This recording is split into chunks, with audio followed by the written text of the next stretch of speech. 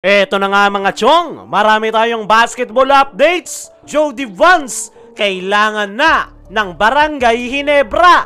Rondae Hollis Jefferson, kumpiyansa ngayong PBA Finals. Matapos ngang makuha ng TNT Tropang Giga ang kanilang unang panalo sa nakalipas na Game 1, ay masayang-masaya nga itong kanilang import na si Rondae Hollis Jefferson na sila ang nakauna ngayong final series. Isang magandang sign nga raw yan para sa kanyang kupunan kung saan ahead na nga raw sila sa Barangay Ginebra. Pero ang mindset nga nitong si RHJ ay forget and move on. Masaya nga raw sila sa kanilang pagkakapanalo pero kinakailangan nga raw nilang mag-move on at mag-focus sa paparating na Game 2. Kumpiyansa nga rin ang nasabing TNT import na may pagpapatuloy nila yung kanilang naging magandang performance sa nakalipas na Game 1. Talagang pinaghandaan daw talaga nila ang Barangay Ginebra at na-figure out na nga raw nila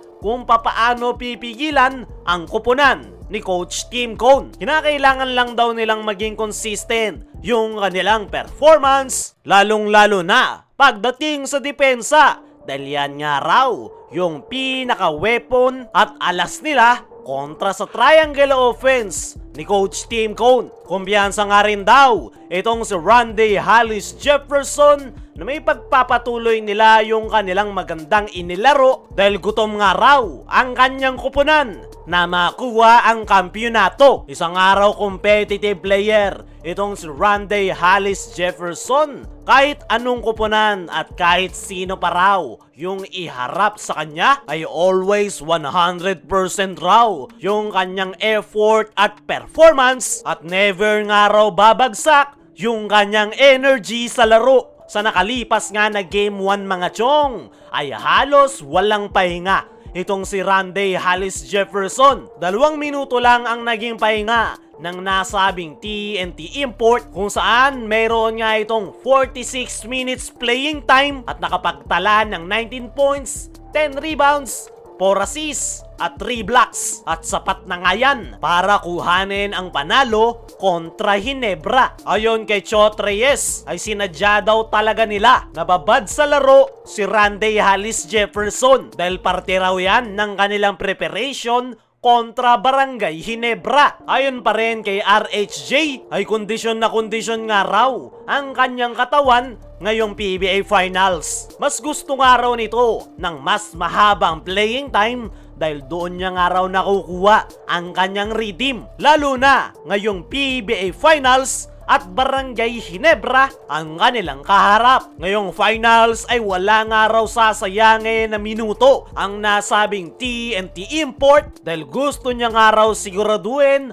na makukuha nila ang kampyonato ngayong Governor's Cup. Kahit si Justin Brownlee at buong Barangay Ginebra pa raw ang kanyang haharapin. Para sa akin mga chong ay kitang-kita naman talaga na mas gutom at kondisyon na kondisyon itong si Rondae Hollis Jefferson ngayong PBA Finals. Pero hindi pa rin natin masasabi na kakayanin niya ang Ginebra dahil mahaba pa nga ang final series at hindi pa talaga na ipapakita ng kupunan ni Coach Tim Cone yung tunay nilang laro. Expected nga na malaking adjustment ang gagawin ni Coach Tim para sa Barangay Ginebra. Kaya naman kaabang-abang talaga ang paparating na Game 2 Finals kung saan gigil ang Barangay Ginebra na makabounce back matapos silang matalo noong Game 1 at tingnan natin kung may pagpapatuloy pa nitong si Rondae Hollis Jefferson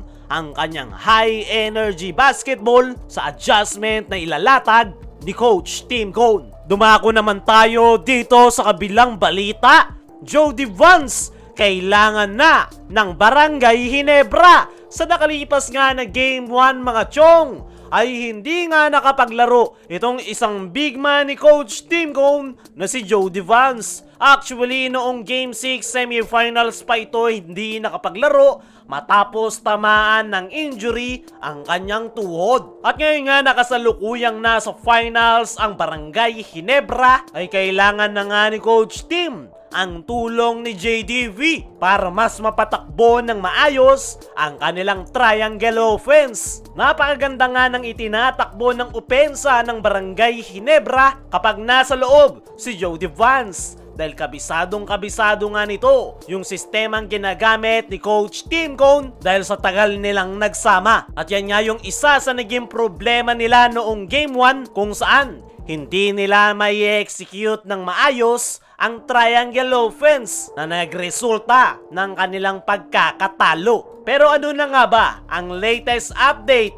patungkol dito kay Jody Vance? Makakapaglaro na nga ba ito sa darating na Game 2? As of now, ay habang ine-edit ko ang video na ito, ay ang latest update na nakalap natin patungkol dito kay JDV ay day by day pa nga rin ang kanyang sitwasyon. Minomonitor pa rin ng coaching staff ang lagay ng tuhod ni Jody Vance bago nila ito tuluyang bigyan ng go signal na muling makapaglaro. Pero nabanggit na nga ni Coach Tim nitong mga nakaraan na makakapaglaro si Jody Vance ngayong PBA Finals. Kailangan lang nga raw nito ng pahinga at i-recover ang kanyang tuhod. At once nga raw na maging okay si Jody Vance, ay gagamitin niya nga raw ang nasabing big man. Para sa akin mga chong, si JDV ang isa sa mga kailangan ni Coach Tim Cone para mapatakbo ng maayos ang triangle offense. Dahil ito nga yung facilitator ng kanilang kupunan. At tingnan natin sa darating na Game 2 kung makakapaglaro na nga ba